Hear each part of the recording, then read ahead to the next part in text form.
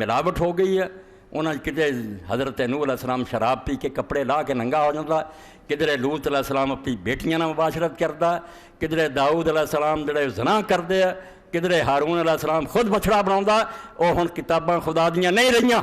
انہاں تے اللہ دے نبیاں دے داغ لگ گئے۔ اللہ پاک فرماتا میں تاڈے قصے بیان کرنا، ایک طرح پاسے تینوں حوصلہ رہے تے دوجے پاسے جڑی اصل گل ہے نا حقیقت وہ واضح کیتے بھی سچ ہے باقی جھوٹ ہے۔ تیرے کو اس کتاب دے اندر حق آ گیا،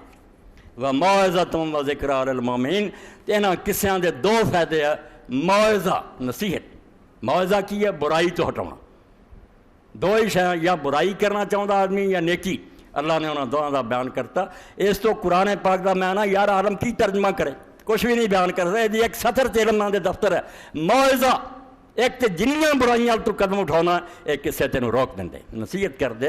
اگلیاں کی کھٹیا، انہاں رستیاں تے چل کے کنہاں کھڈاں گرے آ، کہڑے عذاباں دا منہ ویکھیا ہونا، کیوں تسی بار بار اس کھڈ چا دیندے جے، اتنے سپ آ وہ ڈنگدا ہے اور امتاں تباہ ہو گئیاں، بعد آ جاؤ انہاں رستیاں۔ موعظہ ایک برائی تو روکنے والا ہے کسے، وَذِكْرَىٰ لِلْمُؤْمِنِينَ، اور دوجے پاسے ایماندار لوگاں واسطے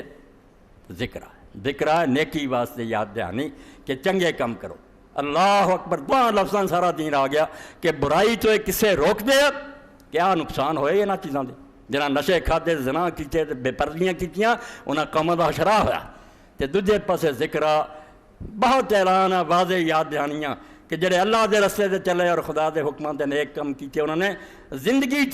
یا موت تو بعد انہوں نے نیک نامی حاصل ہوئی۔